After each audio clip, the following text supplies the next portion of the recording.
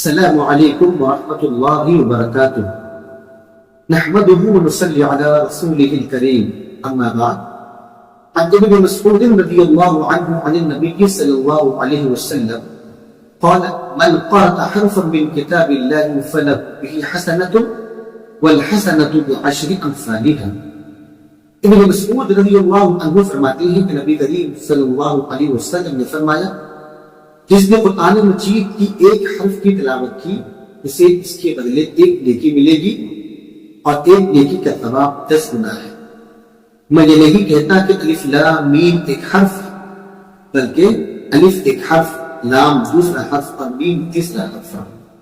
جامع ترمذی کی روایت ہے، حدیث نمبر ہے 2910.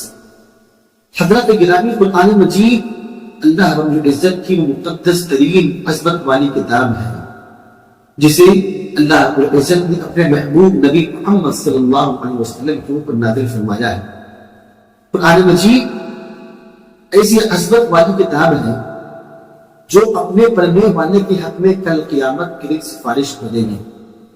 قرآن مجید وہ عظمت والی کتاب ہے جس کو پڑھنے والے کو اس کے ایک ایک حرف کے بدلے ایک ایک نیکی ملتی اور ایک نیکی کا ثواب 10 گنا ہے، اور جسے اللہ چاہتا ہے اس سے بھی زیادہ عطا فرماتا ہے.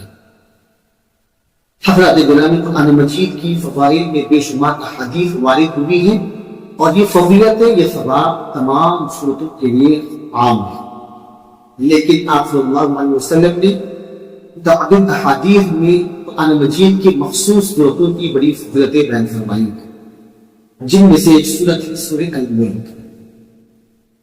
حضرات گرامی، سورہ الملک قرآن مجید کی 29ویں پارے کی پہلی صورت ہے جس میں 30 آیات ہیں اور 2 رکوع، اور سورہ الملک کے پڑھنے والے کی بڑی فضیلتیں احادیث میں بیان کی گئی ہیں اور پڑھنے والے کے لیے بڑے فوائد بیان کیے گئے ہیں.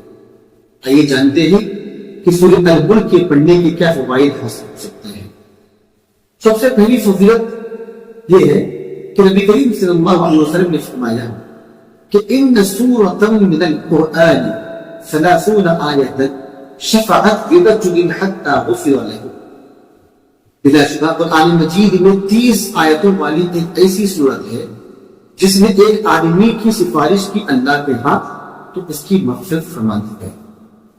ابو داؤد کی روایت ہے، حدیث نمبر ہے 1400.